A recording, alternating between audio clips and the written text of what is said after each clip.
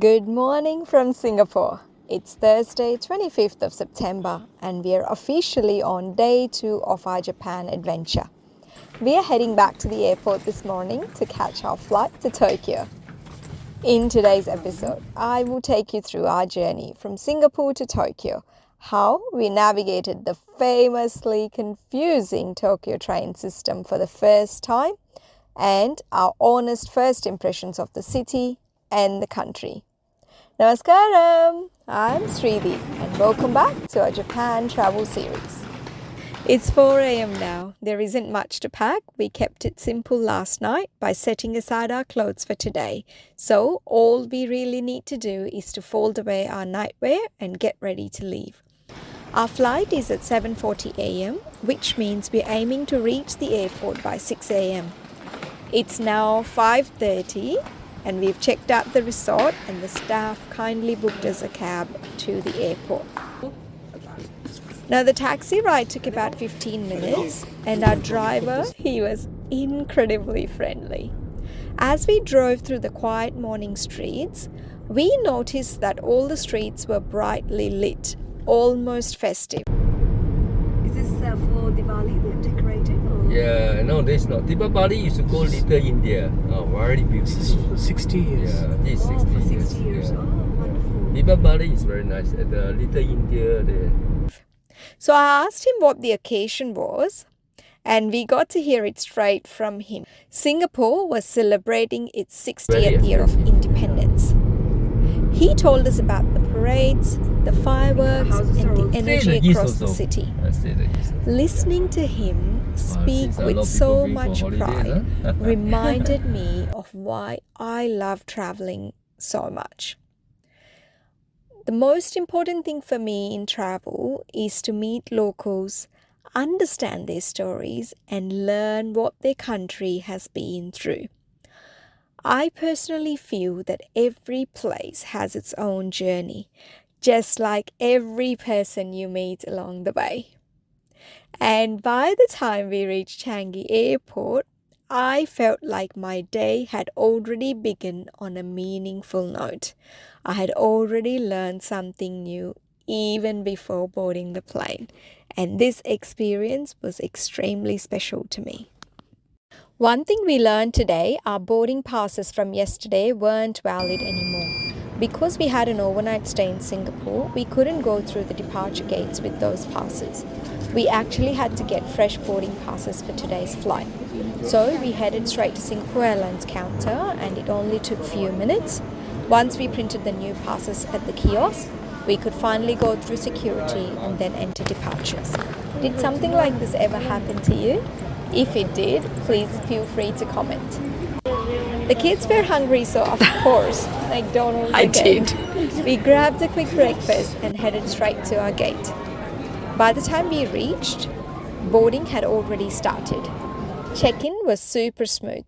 As always, Changi Airport never disappoints.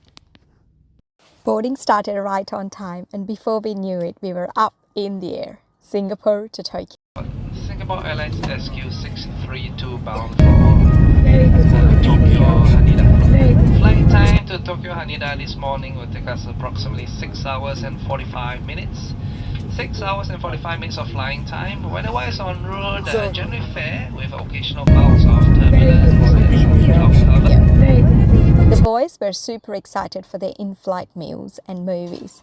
I actually did manage to get a little rest and even watched a couple of movies myself.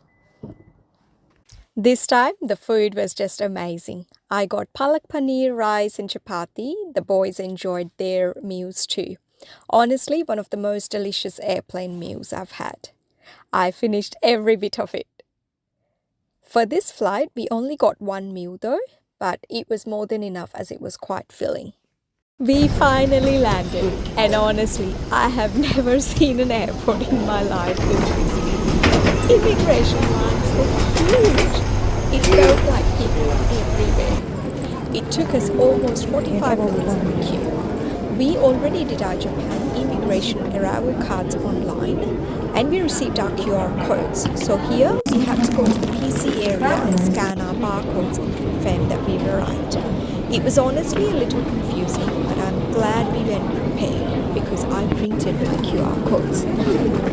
Otherwise, it would have been difficult. We expected a little bit of delay, but not this much. However, I still felt for that many people, the process was still organized, and the staff were incredibly polite.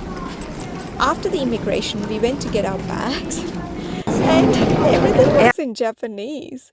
Luckily, the numbers were in English, so we spotted our baggage carousel and got our bags. Now, our flight landed at 3:30 p.m., but by the time we completed all this, it was already close to 5 p.m. I came out of the airport, activated our eSIM, which I purchased online already. And for this trip, we took the Airlo SIM. It's not sponsored.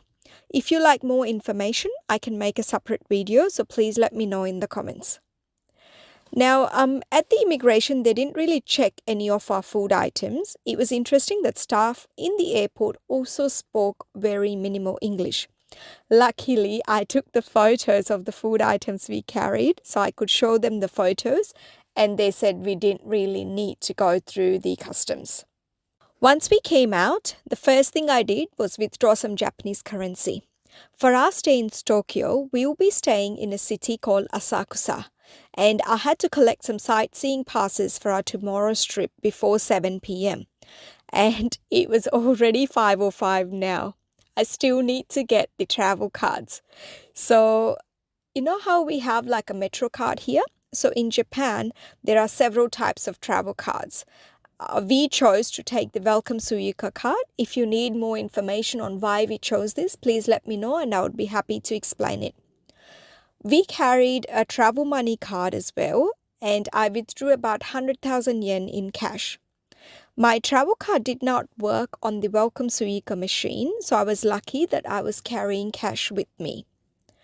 We topped up our travel cards. So above 12 years is considered as an adult, so we had to take 3 adult cards and 1 child card, and child fares are usually half the price. I really want to be honest, the train station route was so confusing.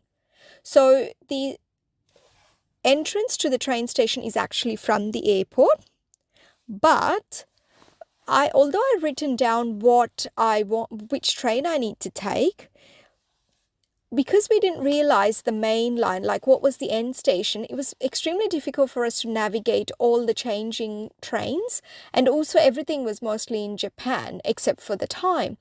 Luckily, there was one resident who was very kind enough who looked at our confusing faces and asked us where we had to go. And he said, okay, you're at the right place. Just get onto the train that I'm getting on. It will stop at Asakusa where you want to go.